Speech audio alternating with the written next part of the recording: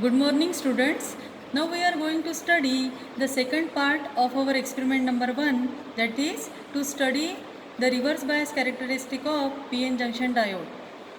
Now first I am going to explain you the connections. So see here, this is the power supply, this is positive terminal of battery, and which has been connected, you can come here, it is connected to the this positive terminal of battery to the cathode of this diode. Okay. Similarly, the negative terminal of battery is connected to the, come here, and this is connected to, see here, green wire, anode of the diode. So for making the reverse bias connection, connect positive terminal of the battery to the cathode of diode and negative terminal of battery to the anode of the diode. Okay. Now here we have connected the milliammeter. This, and this milliampere reading should be in the, this milliammeter or ammeter you can say, we cannot say milliammeter here because under the reverse bias the current readings are in the microampere range for the germanium diode. Okay.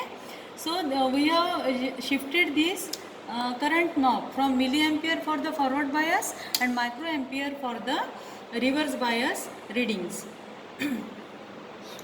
So now I have explained you the ammeter connections. But what about the voltmeter? We have not connected voltmeter across the diode. One can see here no connections to the diode. Why? Because when you connect the voltmeter across the diode under the reverse bias condition, the current reading will be high. The current reading through the diode, reverse saturation current reading through the diode will be false because the voltmeter is having internal battery and the current plays a prominent role in the reverse saturation current reading of the diode.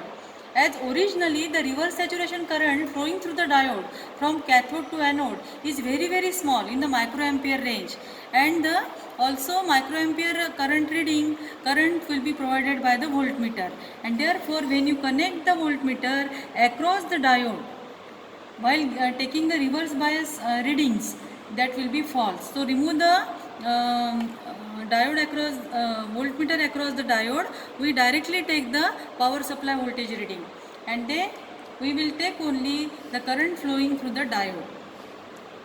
Now one change I have made here, I have selected germanium diode here for taking the reverse bias readings. Why? I have not taken silicon diode. You can take, but the germanium diode is more temperature sensitive and reverse saturation current is totally temperature dependent. So current flowing through the germanium diode is 1000 times greater than the reverse saturation current flowing through the silicon diode. The reverse saturation current through germanium is in the microampere range, therefore it becomes easy to take the readings.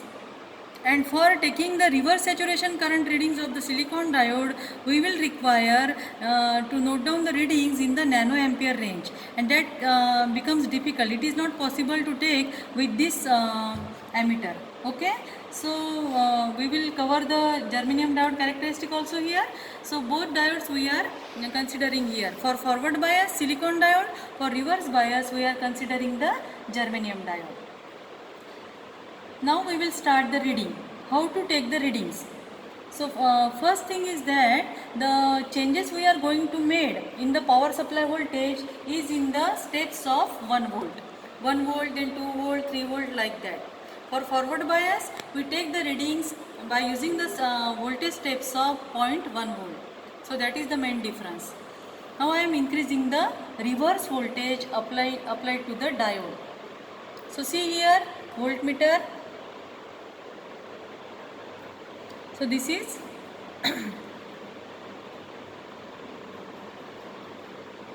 see the voltmeter reading. This is near about 1 volt or 1.13 volt, and you can see the current 8.8 microampere. Okay. For 0 microampere, for 0 supply voltage current reading is 0 microampere. For 1.13 volt the current reading is 8.8 microampere. Now I am going to change the voltage to 2 volt.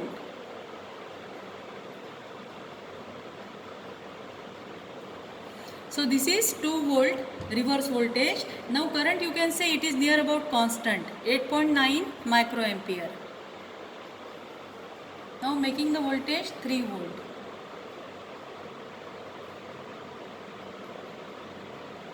Now supply voltage is 3 volt, and you can see there is a little increase in the current, that is 9 microampere. Now change the voltage to 4 volt. Okay, you can see the change in the current. The current reading is 9.1 microampere. So it is near about constant, 8.8 to 9.1 we have came across. Now change the power supply voltage to 5 volt. See, this is 5 volt. Now the current is 9.2 microampere. We will take up to 8 volt.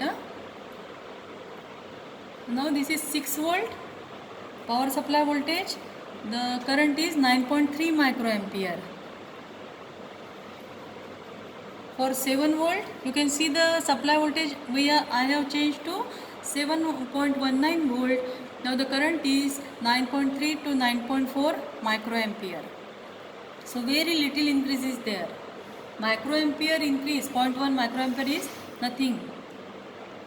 Now the final reading, that is 8 volt. I have made supply voltage to 8 volt, and you can see here, you can show the voltage reading 8 volt. Now the current is constant, that is 9.4 microampere. So in this way we have completed the set of readings, and you can imagine that your curve will be nearly a horizontal line in the third quadrant, voltage negative and current negative. So thank you.